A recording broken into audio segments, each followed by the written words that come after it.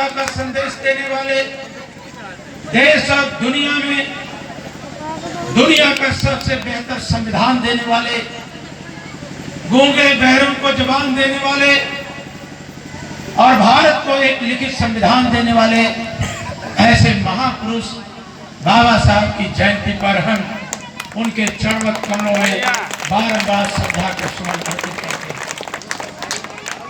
और अभी हमारे साथी आदरणीय बलवंत जी संविधान की बात कर रहे थे। देश जब आजाद हुआ था 26 जनवरी 1950 को, जो संविधान सभा थी, उस संविधान सभा में अपना भाषण देते हुए बाबा साहब ने कहा था कि मैं भारत को एक लिखित संविधान दे रहा हूं, मैं भारत को एक अच्छा संविधान दे रहा हूं। यह इस बात पर निर्भर करता है जो सरकार होगी, अगर उसकी नीयत अच्छी होगी तो अगर संविधान में कहीं कोई खामियां भी होगी तब भी संविधान बेहतर तरीके से काम करेगा। अगर सरकार की नीयत में खोट होगी तो बेहतर संविधान भी अपने आप अप्रासंगिक हो जाएगा, उस संविधान का कोई महत्व नहीं रह जाएगा। ये बात बाबा साहब डॉक्टर भीमराव अम्बेडकर ने 26 जनवरी को संविधान सभा में उनके भाषण के अंश को निकाल करके, जब पिछली बार विधानसभा का विशेष सत्र बुलाया गया था तो उसमें मैंने उनके भाषण को उद्धृत करते हुए विधानसभा में बात रखने का काम किया था। आज यहाँ पर उपस्थित दलित शोषित समाज के और जो भी सामाजिक न्याय की विचारधारा में विश्वास रखते हैं और नौजवान साथियों, एक तरफ हम बाबा साहब की जयंती मना रहे हैं और दूसरी तरफ बाबा साहब की विचारधारा को लेकर के जो मानवर काशी राम साहब ने कहा था, जो मानवर काशी राम साहब ने कहा था, साइकिल चला चला के कहा था कि मानवर तेरी नेक कमाई तूने सोई कौम जगाई, और वोट लेंगे पीएम सीएम और पढ़कर बनेंगे एसपीडीएम।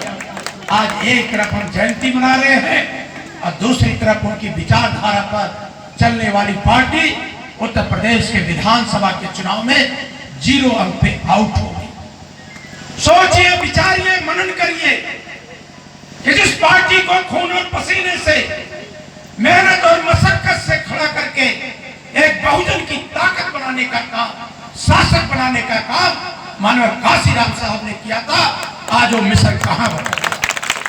केवल बाबा साहब की पढ़ाई कर देने से, उनके संविधान की दुहाई दे देने से बातें यहीं पर खत्म नहीं होती है। आपको चिंतन करना होगा, मनन करना होगा, आगे वो कौन से कारण है, उन कारणों की तरफ जाना होगा।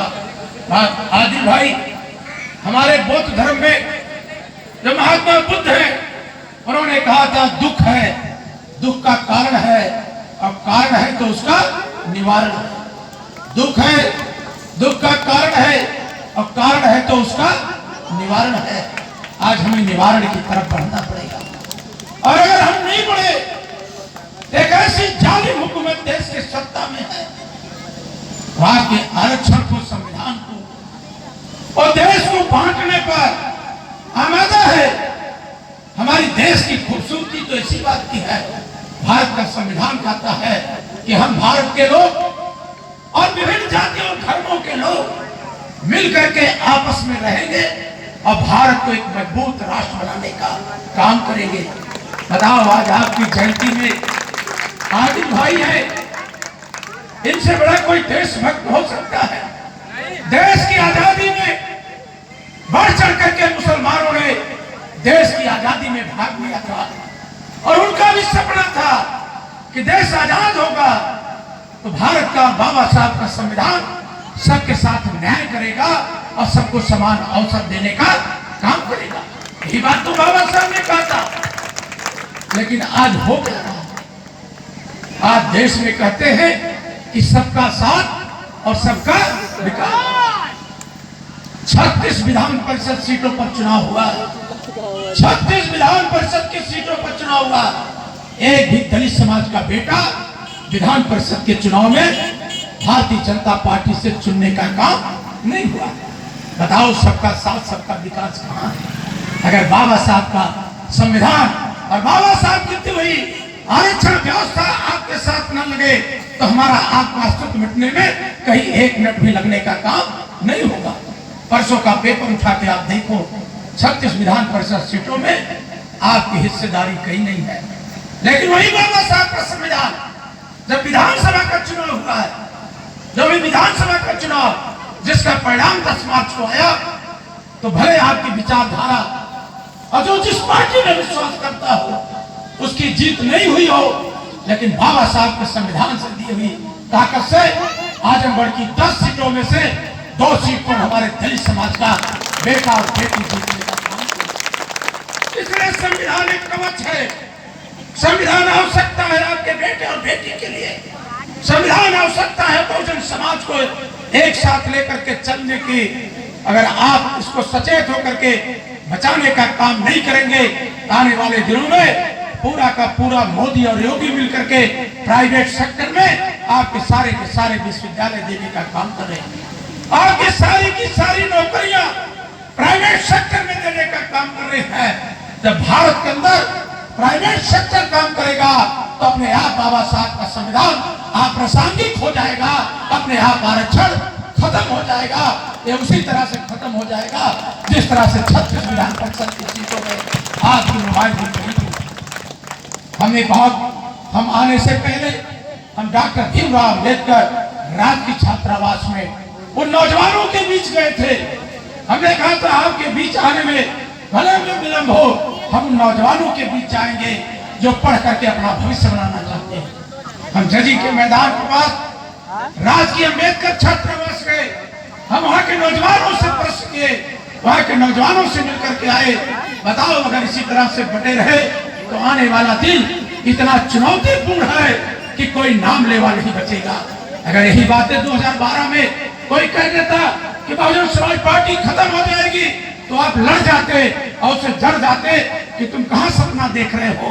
जो पार्टी 2007 से 2012 तक प्रचंड बहुमत की सत्ता में रही हो, बहरहाल की मुख्यमंत्री रही हो, वो पार्टी 2022 आते आते उत्तर प्रदेश की विधानसभा में एक व्यक्ति चुनाव जीता है, वो भी व्यक्ति बहुजन समाज का नहीं है।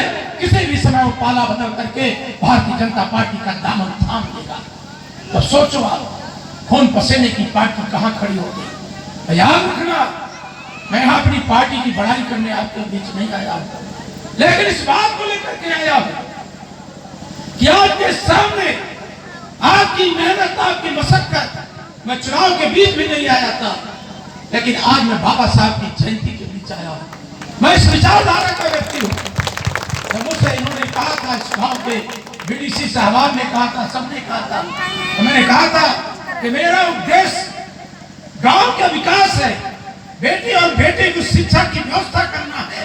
अगर कोई लाचार है, बीमार है, अगर उसकी इलाज के लिए एस्टीमेट आता है तो आपका सेवक बिना जाति और धर्म की परवाह किए उसको अपने विधायक निधि से लाखों लाख तो आज हम कोई चुनाव नहीं है, चुनाव 5 साल बाद हमारा चुनाव आएगा, लेकिन हम चुनाव के पहले महीने में बाबा साहब की जयंती को चल पाएंगे।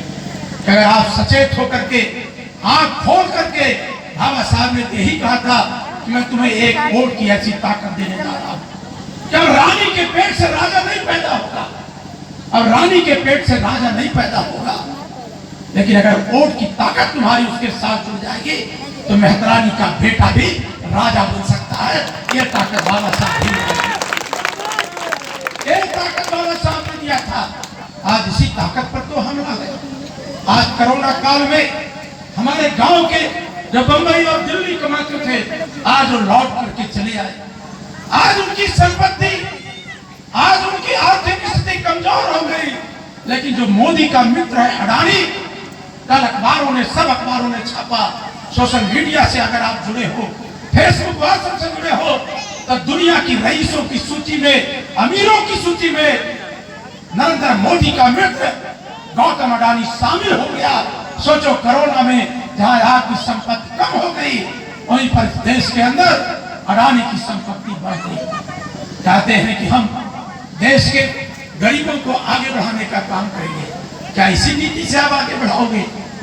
गरीब का बेटा जहाँ पढ़ता है उसकी पढ़ाई का बाबा साहब ने तो यही कहा था कि शिक्षित हो जाओ, शिक्षित होकर के संगठित हो जाओ और संगठित होकर के संघर्ष करो।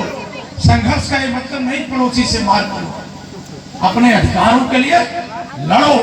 अगर तुम्हारे अधिकार पर कोई डाका डालता है तो उसका मुंहतोड़ जवाब सबको पर उतर करके दो। यही तो बाबा साहब ने कहा था। इसीलिए तो आपको लोकतंत्र दिया था और लोकतंत्र में कहा था कि जितना अगड़े का हक होगा उतना पिछड़े का होगा, उतना दलित का होगा, उतना शोषित का होगा, उतना वंचित का होगा। सबको सबके वोट का मूल्य एक ही होगा। आप देखे होंगे कमेटी में बहुत बहस चल रही थी कि अगर सबको वोट का अधिकार दे दिया जाएगा तो सही न्याय नहीं हो पाएगा, लेकिन बाबा साहब अड़ गए। बाबा साहब ने कहा नहीं, सबको वोट का अधिकार दो और जितना एक राजा के वोट का महत्व होगा उतना गांव का खेत करने वाला, काम करने वाला खेत में किसान के वोट का भी अधिकार होगा। इसी वोट के अधिकार से तो, लेकिन आज हम क्या बोले, अभी कुछ ही दिन पहले बहुमत बड़ा बहुत मिल गया, हम सब तो बच गए, हम तो 125 सीट जीत गए। आज उसी के बदौलत अपने नेता से बराबर हमारे नेता ने भी आज बाबा साहब को श्रद्धांजलि व्यक्त करते हुए कहा कि बाबा साहब जो आपने प्रेरणा दी है, जो आपने संविधान की सीख दी है और जो मिशन आपका था कि कमजोरों को ताकतवर बनाना, शासक बनाना, और जिस रास्ते को लेकर के मानव साहब ने आगे बढ़ करके सोई हुई कौम को शासक बनाया था, उसमें मैं अपने प्राणों की आखिरी सांस तक लड़ करके भारत के संविधान के साथ खड़ा हूं। ऐसे अवसर पर हम बाबा साहब को अपनी पार्टी की तरफ से, अतरौलिया विधानसभा की तरफ से आपका निर्वाचित विधायक होने के कारण मैं बाबा साहब को सत सत वंदन करता हूँ, अभिनंदन करता हूँ। अपनी माताओं, बहनों, बच्चों के सामने मैं कहना चाहता हूँ कि आधी रोटी खाइए, नशे से दूर रहिए, अपने बेटी और बेटे को पढ़ाइए। मानवर ने कहा था कि वोट से लेंगे पीएम सीएम और पढ़कर बनेंगे एसपीडीएम, पढ़कर बनेंगे एसपीडीएम और वोट से बनाएंगे पीएम और सीएम, प्राइम मिनिस्टर और चीफ मिनिस्टर। और बेटा पढ़ेगा और नशे से परिवार दूर रहेगा, दहेज से दूर रहेगा, तो अपने आप बेटा आगे। आज अम्बेडकर जयंती, थोड़ा आपको छूट है, आज कोई बात नहीं, आज खुशी का त्योहार है, देश और दुनिया में आज खुशी मन रही है।